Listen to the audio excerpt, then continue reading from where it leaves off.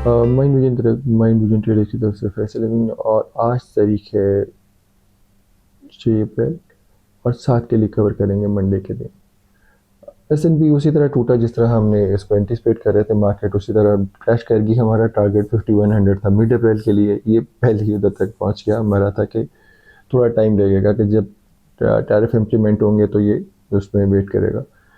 नहीं हुआ ऐसा। चाइना ने इसको और चैलेंज किया है। चाइना ने अपने जो उसके रेसिप्रोकेट किया उसको दोबारा, उसने भी 34% टैक्स लगा दिया। अब उसमें मार्केट में पैनिक लाइक सिचुएशन आ गई है। अब वो वॉर ज़्यादा डीपन हो गई है। निक्सन वाला था वो थोड़ा था, अब से बड़ी ये बन गया हुआ है। साथ ही ब्रिक्स का भी चल रहा है, और इसी की वेक में ये मार्केट जो है वो बड़ी बुरी तरह से नीचे आई हुई। अब 5% से ज़्यादा जो है ना, वो ज़्यादातर मार्केट सस्टेन नहीं करती। 2008, 2007, 2001, 1998 और 2020 में 2 दफ़ा, 2024 में नहीं हुआ, 2025 में ये फर्स्ट टाइम हुआ। जब ये 5% ड्रॉप करता है उसके बाद ये 100% रिकवर करता है, लेकिन इस टाइम शायद ये ना हो। रीज़न ये है कि इसमें जितने भी आपके स्टॉक्स हैं और जो विक्स है वो बहुत ऊपर खड़ा हुआ है। वो अभी इस चीज़ की इजाज़त नहीं दे रहा कि मार्केट में आप कोई शेयर को बाय करें, क्योंकि विक्स 45% पे है। जब वो 39% था उस वक्त जापान की डिफ़ॉल्ट की न्यूज़ थी। 6.6 ट्रिलियन जो है वो अभी तक एरोड हो चुका है 2 दिनों में, और मार्केट में भी कोई बॉटम नज़र नहीं आता। लेकिन हो सकता है कि थोड़ा सा बाउंस आए। अभी हम जो नेक्स्ट है वो 5320 से ऊपर अगर जाएगा तो फिर बाइंग में आएंगे, और नीचे 4700 का पॉसिबिलिटी देख रहे हैं। ये इसके काउंट था जो बनाया हुआ था हमने, कहा ये काउंट है, और ये 1 2 3 करके 4, और 4 के बाद 5। 5 कुछ ज़्यादा डीपन हो गया, काफ़ी ज़्यादा तेज़ हुई, और इसने अपने प्रीवियस जो बॉटम है उसको भी निकाल दिए।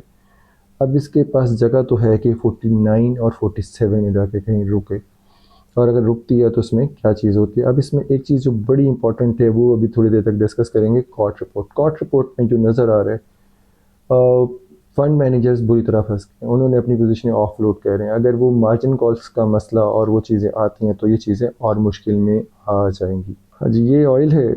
इसमें देखते हैं कि ऑयल में, क्रूड ऑयल में क्या हुआ। ये 72 से 60 पे आ गया। ये मार्केट में ये देखिए चैनल कैसे बुरी तरह से गिर, और वॉल्यूम थोड़ा सा पंप हुआ, लेकिन अभी इसका डायरेक्शन नहीं चेंज हुआ। क्योंकि अगर जीडीपी ये शो कर रहा है कि इसमें ग्रोथ नहीं रहेगी, रिसेशन में आ जाएंगे, तो रिसेशन में सबसे ज़्यादा हिट जो आएगी वो ऑयल को आती है। क्योंकि इकॉनमी ग्रोथ में सबसे ज़्यादा इंपॉर्टेंट होता है कि ऑयल की ग्रोथ में साथ में चलता है। कंजम्पशन आती है, कंज्यूमर की डिमांड आती रहेगी तो ये बढ़ेगा।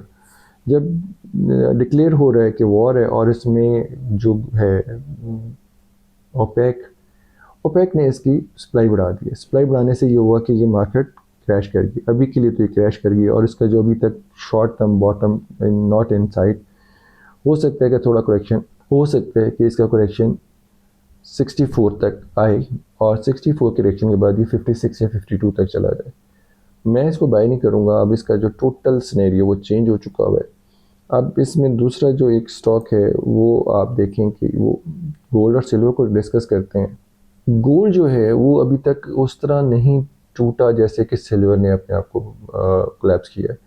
गोल्ड अभी भी अपने एरियाज को होल्ड कर रहा है। इसका 2980 का एरिया जो बड़ा इंपॉर्टेंट होगा। अगर 2980 जाता है तो एंटिसिपेट कर रहा हूँ मैं 2880 आ सकता है, और रिसेशन में इसको बेनिफिट हो सकता है। लेकिन अगर आप इसको साथ सिल्वर के चार्ट्स देखें तो सिल्वर में काफ़ी बुरी तरह कोलैप्स हुआ। 3440 से हम शॉर्ट में थे, और हम कह रहे थे कि शायद 3280, 3270 के एरिया पे हम इसको देखेंगे ऑफलोड करना है। उसने जगह ही नहीं दी। 1 2 दिन में मार्केट 29 तक आ गई, और अभी ये लग रहा है कि थोड़ा सा बाउंस करेगी। 3070 तक बाउंस करती है तो फिर देखते हैं कैसे अनफोल्ड होता है। अगर ये उधर भी अनफोल्ड ना हो सका तो 26 का एरिया भी ज़्यादा दूर नहीं रहेगा, क्योंकि ये नॉर्मल मार्केट नहीं है। इसमें फंडामेंटल और दूसरी चीज़ों से ज़्यादा इंपॉर्टेंस ये होगा कि जो फोर्स लिक्विडेशंस हैं वो क्या होंगी। और जब फोर्स लिक्विडेशन होंगी तो जब 40K के फंड्स और दूसरी चीज़ें फोर्स लिक्विडेशन पे आएंगे तो फिर क्या इम्पैक्ट। अगर बच जाते हैं तो कैसे बचेंगे। बचने के बाद जो रैली है वो बहुत ज़्यादा बड़ी नहीं होगी। रिलीफ रैली ब्रीथ और ब्रीथर सा होगा, उसके बाद मार्केट फिर क्लैश की तरफ चले जाएगी। ये उस वक्त तक ख़त्म नहीं होगा जब तक ये 10 अप्रैल में इनके टैरिफ्स इम्प्लीमेंट नहीं होते। ब्रीथर अप्रैल के एंड तक रहेगा, और फिर दोबारा एक नया क्लैप शुरू होगा। ये हमारी ओपिनियन है।